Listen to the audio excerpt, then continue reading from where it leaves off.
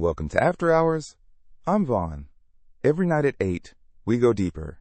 And tonight we run. For 10 episodes, Amara Okafor has been hunting the truth. She crossed continents. She cracked ciphers. She stole biometric keys.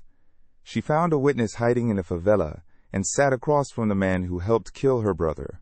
She got the evidence. She got the testimony. But last night, the mirror cracked. The man who sent her on this path, the information broker in London, the one who gave her Marcus Webb's name, is Consortium, one of the 12. And the question nobody can answer yet is, was Amara the weapon, or was she the bait?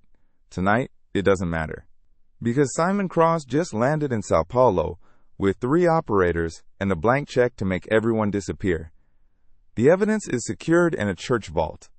The testimony is distributed across 4 continents. But Amara and Webb are still in the city, and they need to be somewhere else. Fast. If you're new, go back to episode 1, The Frequency. This story builds on itself. Every detail matters. And what happens tonight sets the stage for the final 4 episodes. Subscribe, hit that bell, share this. We're heading somewhere nobody comes back from the same. This is The Signal, episode 12, The Source. Previously on The Signal, Marcus Webb gave Amara the Consortium, 12 names, the 12 most powerful people on Earth who pay Nexus to make problems disappear. Heads of state, tech billionaires, media moguls, oil executives, retired military chiefs, people who sit above the law because they built the law. And the 6th name, the one that hit like a bullet, was Frost, the information broker, the man in Mayfair who sold Amara the trail to Webb. He's Consortium. He's been watching from the beginning, either using Amara as a weapon against the other 11, or using her as a puppet he can control when the time comes. Webb recorded 3 hours of testimony, 31 operations, 31 names. His confession is encrypted and distributed across 4 servers on 4 continents. The physical evidence, USBs, photographs, the journal, is locked in a church vault in Brooklyn, protected by a priest and 100 years of ecclesiastical law. But Cross landed at Guarulhos International at 6 this morning. 3 operators. Discretionary resolution authorized. They're heading for the favela right now. And Amara and Webb left the city 2 hours before dawn. 4 in the morning. The BR 116, the highway that connects Sao Paulo to the south, 3 lanes in each direction. At this hour, mostly trucks. The vast arterial system of Brazilian commerce hauling produce and steel and machinery through the dark. Amara drove. A car Webb had arranged through Father Mateus's network. Not the church, but a parishioner who owed the priest a favor and didn't ask questions. An old Honda Civic, silver, unremarkable, the kind of car that disappears into traffic because there are 10,000 identical ones on every highway in Brazil. Webb sat in the passenger seat. The duffel bag was gone, safe in the vault. He carried only what mattered, a change of clothes, the burner phone, a paper envelope with 4,000 Brazilian reais, about $800, and a copy of his clean passport, the one Nexus never knew about. The one he'd obtained in Sao Paulo under a name that existed only in the Brazilian federal database because a contact at the Cartório had owed him a favor. Curitiba is 5 hours south, maybe 6 with the trucks. And from Curitiba? Yuki has a cargo flight, a logistics company she's worked with before. They fly pharmaceutical supplies from Curitiba to Lisbon twice a week. The Tuesday flight departs at 11 p.m. 2 additional passengers can be accommodated in the cargo hold. The cargo hold. It's pressurized, it's heated, it has jump seats, it's not comfortable. But it doesn't require passports, boarding passes, or facial recognition. How long? 12 hours to Lisbon. From Lisbon, a train to Paris. Paris to Lyon. The TGV takes 2 hours. We walk into Interpol headquarters on Thursday morning. And Inspector Hassan is expecting us? Yuki reached her last night. Through a dead drop they established 6 weeks ago when Hassan quietly opened a preliminary investigation file on Nexus. Hassan didn't know about us. She didn't know about the evidence. She just knew that an encrypted signal was being used to coordinate disappearances. And she couldn't prove it. Now she can prove it. She's seen the metadata. Yuki sent her a summary. Sanitized. No names. No specifics, just enough to establish that we have what she needs. Hassan responded with 2 words. Come in. Come in. 2 words from an Interpol inspector that mean everything. Come in. Bring what you have. Let us see it. Let us verify it. Let us take this to the international courts, where it becomes something no one can bury. But Lyon is 8,000 miles away. And between here and there, every airport, every border checkpoint, every camera connected to the digital world is a potential tripwire. Nexus has partners and law enforcement agencies on 6 continents. They have access to Interpol databases, the very system that Hassan works within. Cross doesn't need to find Amara himself. He just needs to flag her in the system and let the system find her. Which is why they're driving a 10-year-old Honda down a Brazilian highway at 4 in the morning instead of sitting in departures at Guarulhos. 6:30 in the morning, Heliopolis, Sao Paulo. Simon Cross stood in the doorway of Rua das Flores, 34. The door was open, not forced, picked. Someone had been here recently. Someone with skills. The apartment was empty. Not just vacant, cleaned. The mattress was still on the floor. The plastic table and chairs were there. The tin can ashtray with dead cigarettes. But the evidence was gone. The wall compartment, Cross, found it in 11 seconds. Because he was trained to find hidden spaces the way other people are trained to find light switches, was empty. No USBs, no folders, no photographs, no journal. Cross stood in the center of the room. 3 operators flanked him, 2 in the doorway, 1 covering the corridor. They'd moved through the favela at dawn, with the precision of men who've cleared buildings in Mosul and Raqqa, and the kinds of places that don't make the news. Nobody in the favela challenged them. A few curtains twitched. A dog barked. That was it. Cross pulled out his phone, dialed London, secure line, 2 rings. Report. Cross's voice was flat. No emotion, no frustration. Information delivery only. The apartment is cleared, no evidence on site. The wall compartment has been emptied. Webb and the target are gone. Departed within the last 12 hours, based on environmental indicators. Coffee residue, cigarette timing, condensation patterns. Direction? Unknown. No vehicle registered to Webb. No taxi records matching his description in the last 24 hours. If they're running, they had help. The woman. Confirmed. Recent presence. Second sleeping position on the floor. Different hair.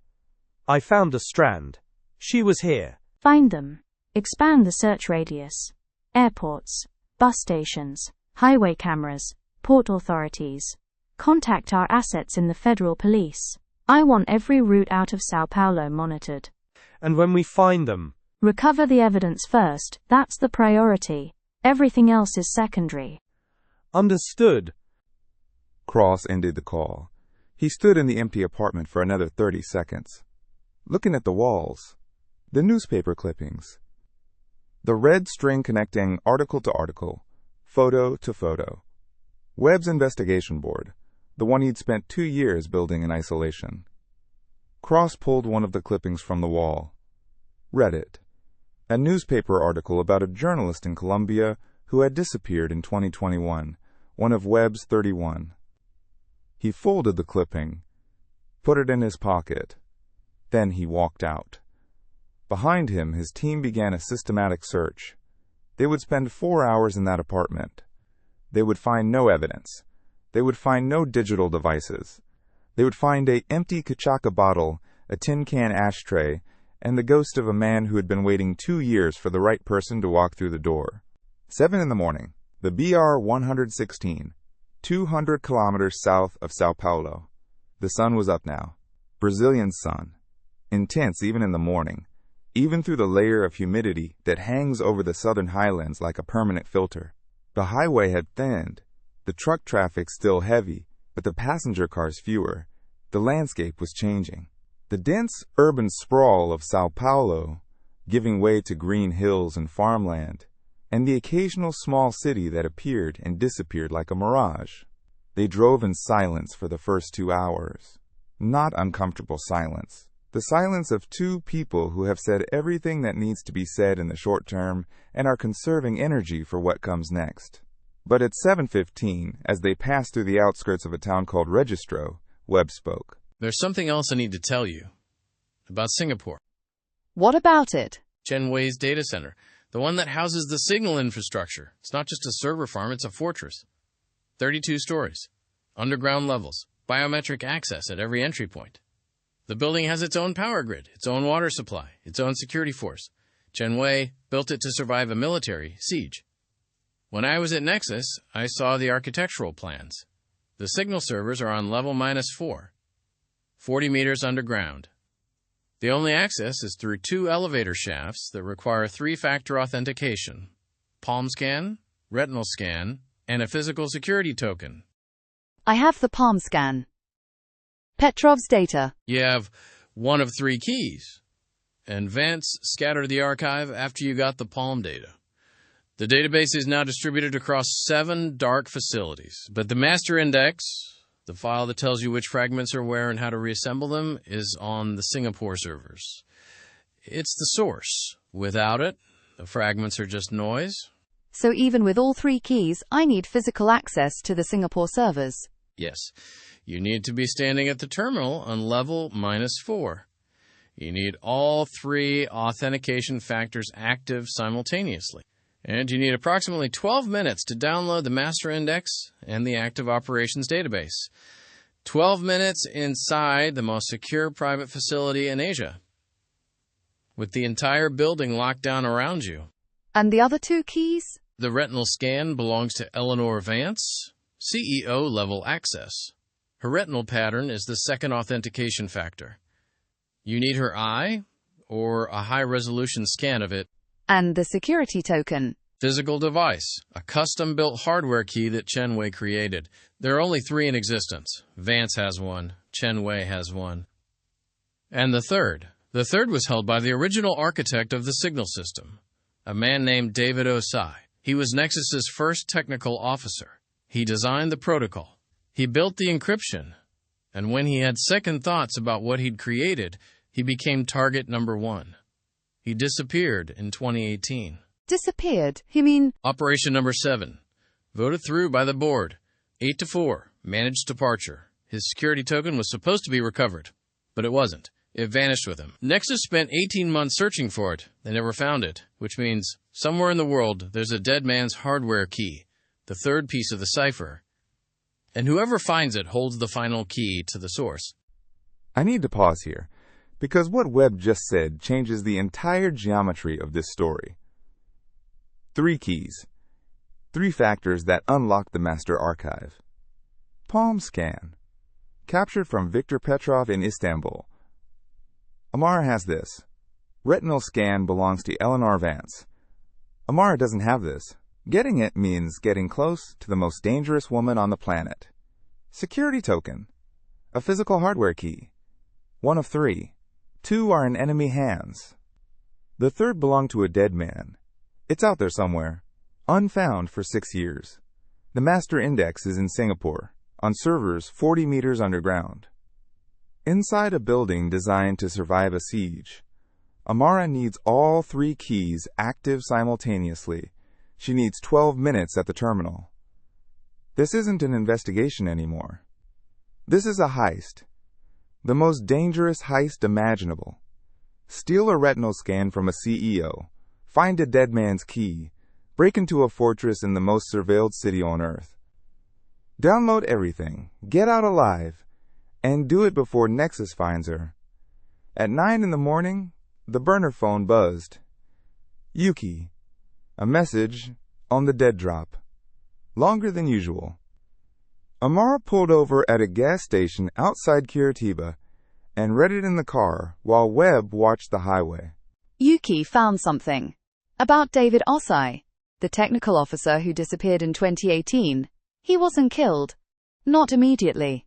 Nexus transferred him to a black site, a facility in Macau that they use for long-term containment. The operation file said, managed relocation. But Yuki tracked financial transfers associated with the facility and found maintenance payments continuing until March 2023. 5 years of payments. You don't pay to maintain a body. You pay to maintain a prisoner. He was alive? For 5 years? The payment stopped in March 2023. The facility was decommissioned, but Yuki found something else. A transfer manifest, patient relocation, medical escort, destination, a private hospital in Zurich. Under a different name, David Osei may still be alive. And if he is, he may still have the security token. Or know where it is. A dead man who isn't dead. A hardware key that was never found. A private hospital in Zurich where someone has been hidden for 6 years under a name that doesn't exist in any public database. The road to Singapore just got longer, because before Amara can crack the source, she needs to make a stop.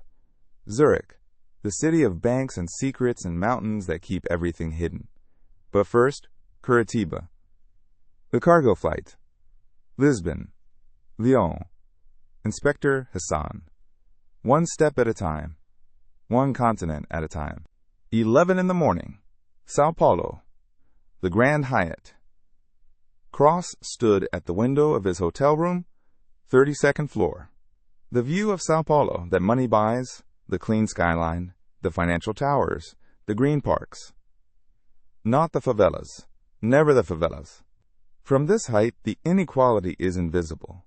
His team had completed the apartment search. Nothing. Webb had been thorough. 2 years of CIA tradecraft applied to the single task of preparing to leave. When Webb decided to go, he left nothing behind but furniture and ghosts. Cross's phone buzzed. Not London this time. A different number. One he recognized but hadn't expected. The voice on the other end was calm. Measured. The voice of someone who is never surprised because they already know everything. Frost. The information broker. Consortium member number 6. The man who sent Amara on this path. Calling Simon Cross directly. On a line that shouldn't exist. Through a channel that connects the hunter to the puppeteer. I can't tell you what Frost said. Not yet. Not all of it. But I can tell you this. The conversation lasted 4 minutes. And when it ended, Cross closed his laptop, packed his bag, and told his team they were leaving Sao Paulo. Not to chase Amara south. Not to pursue Webb toward Curitiba. Cross was heading to an airport. Commercial flight. Destination. Zurich. Frost knows about Osei. He knows about the hospital. He knows Amara will go there. Because he's been reading every move she makes before she makes it. And he just told Cross exactly where to be. 3 in the afternoon. Curitiba. The second largest city in southern Brazil. 1 million people. Clean, organized, the kind of city that Sao Paulo looks at with envy and suspicion. Amara parked the Honda at a shopping center on the outskirts. Wiped it down. Steering wheel, door handles, seats, rearview mirror. Left the keys under the mat. Father Mateus's contact would retrieve it by morning. No trace. They took a taxi to an industrial district. Near the airport. Warehouses. Logistics companies. Cargo operations that serve the global supply chain that nobody thinks about until it stops working. Pharmaceuticals to Lisbon. Electronics to Frankfurt. Agricultural products to Dubai. The invisible rivers of commerce that flow beneath the surface of the world. Yuki's contact was a logistics coordinator at Pharmatrans, a mid-sized pharmaceutical shipping company, Brazilian-owned, legitimate, but with a cargo manifest that occasionally included items or people that didn't appear on the official paperwork. The coordinator was a woman in her 40s named Beatrice. She met them at a loading dock behind the main hangar. No introductions, no names exchanged. Beatrice looked at Amara, looked at Webb, and pointed to a door in the side of a cargo container that had been converted into a temporary holding area. 2 jump seats. Blankets. A cooler with water and sandwiches. A bucket. No windows. Luxury. Compared to where I've been sleeping, this is the Ritz. The flight departed at 11:15 p.m. It converted 737 cargo freighter. The container was loaded by forklift into the main hold. The door sealed from the outside. The engines spooled. The plane rolled. And for the next 12 hours, Amara and Marcus Webb flew across the Atlantic Ocean in the belly of a pharmaceutical cargo plane, surrounded by crates of insulin and blood pressure medication and the raw materials of keeping people alive. Somewhere over the Atlantic. 3 in the morning local time. Whatever local means at 35,000 feet above water that stretches in every direction without end. The cargo hold was cold. Not freezing, pressurized and heated, as promised, but the kind of cold that seeps through a blanket and into your bones over 12 hours. The engine noise was constant. A low, permanent vibration that became part of your body after the first hour. Amara couldn't sleep. She sat in the jump seat with a burner phone. No signal at altitude, but she used it as a notepad, writing, planning, running scenarios. Lyon first. Hassan. Interpol. We present the evidence, the testimony, the digital archive. Hassan opens a formal investigation. She has the authority to issue red notices, international arrest warrants, for the consortium members. But that takes time. Weeks, months. The legal machinery of international justice moves slowly. And Nexus will be fighting every step. Their lawyers, their political connections, their media assets. They'll discredit Webb, call him a disgruntled employee, challenge the evidence chain of custody, delay, obstruct, bury. Which is why Interpol alone isn't enough. We need the master archive, the real-time data, active operations, people currently under surveillance, disappearances being planned right now. If we can prove that Nexus is conducting ongoing operations, that people are in danger at this moment, Hassan can invoke emergency provisions, expedited warrants, asset freezes, immediate action. That's Singapore, the source, the master index that ties everything together. Without it, we have a historical record, devastating but slow. With it, we have a live weapon, proof of ongoing crimes that demands immediate response. An Osei? The security token? Zurich first.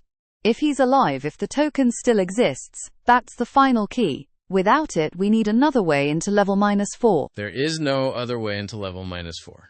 Chen Wei made sure of that. 3-factor authentication at every access point. No backdoors, no overrides. The system was designed by a paranoid genius to be impenetrable without all 3 keys present simultaneously. Then we find Osei. And we find the key. And if he's dead? Then we find another way. We always find another way. The plane hummed. The Atlantic passed beneath them, invisible, immense, indifferent. 2 people in a cargo hold carrying the weight of 147 names, and the hope that justice is more than a word. 11 in the morning, Lisbon, Portugal. The cargo plane touched down at a freight terminal at Humberto Delgado Airport. The container was unloaded by forklift. The door opened. Sunlight and Atlantic air flooded in, warm, bright. The smell of salt and jet fuel, and the particular quality of European morning that is somehow different from every other morning in the world.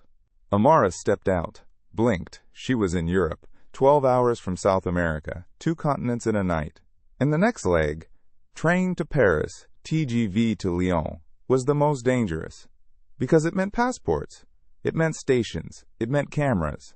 Yuki had prepared clean documentation. New identities. Not the passport Amara had been using. That one was burned the moment they assumed Frost was monitoring. These were fresh, generated through a contact in the Portuguese civil registry that Yuki had cultivated for exactly this kind of emergency. Amara Okafor became Maria Santos, Nigerian-Portuguese dual national, accountant, traveling to Paris for a conference. Marcus Webb became David Correa, American-Portuguese heritage, semi-retired consultant, visiting family in Lyon. They separated at the airport. Different taxis, different hotels for 3 hours of sleep, different train tickets. Maria Santos boarded the 4 p.m. Alpha Pendular to Lisbon Oriente. David Correa took the 4:15. They would reconnect in Paris. Gare Montparnasse, Platform 6, the 9 p.m. TGV to Lyon. 11 hours from now, they would be sitting across from Inspector Fatima Hassan. showing her the evidence that could bring down the most powerful conspiracy in the world, if Cross wasn't already ahead of them. Before I go, I see you, every night. The comments, the theories, the late-night messages. Suzanne, you called the Frost Connection 2 episodes before I revealed it. You said, quote, nobody gives you that much information for free. You were right. Nobody does. Eric, your breakdown of the encryption protocols was more detailed than my research notes. I'm not saying I borrowed from your comment. I'm saying you should be writing this show. Kimarea, you've been here since episode 1. Every single night. Your comment on episode 10 about Amara's strength not being what she finds, but what she survives, that hit different. That's the show. That's exactly the show. And to everyone sharing this with friends, posting clips, leaving reviews, you're building something. This community, this audience. We went from 1,000 to almost 30,000 in 10 episodes. That's not me. That's you. Keep the comments coming. Keep the theories flowing. And tell me tonight, who would you trust? Interpol or the world? So, where are we? Amara and Webb are in Lisbon. Clean identities. Fresh papers. 12 hours from Interpol and Inspector Fatima Hassan. The evidence is secure. Webb's testimony is distributed across 4 continents. The physical originals are in a church vault in Sao Paulo. The digital copies can't be destroyed, but Cross isn't behind them anymore. He's ahead of them. Frost's phone call sent him to Zurich, to the hospital where David Osei may be alive, where the 3rd security token may still exist, the final key to the source. And that's the race now. Amara is heading to Lyon, Cross is heading to Zurich. Both of them are converging on the same destination. Singapore, level -4, the master archive that holds every secret Nexus has ever buried. The difference? Amara is trying to open the vault.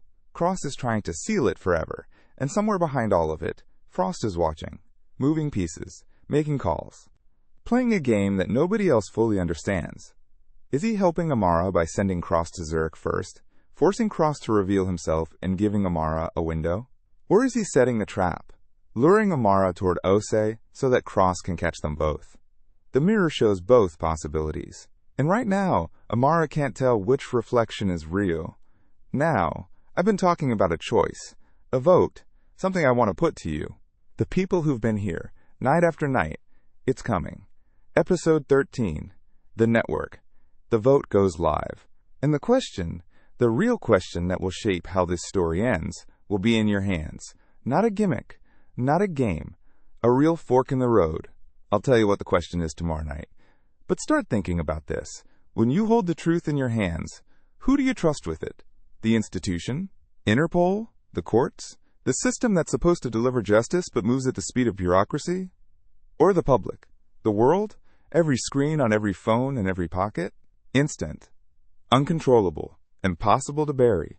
But also impossible to verify, impossible to protect, and impossible to take back? That's the question. Think about it. Because Amara is going to have to answer it, and she wants to know what you think.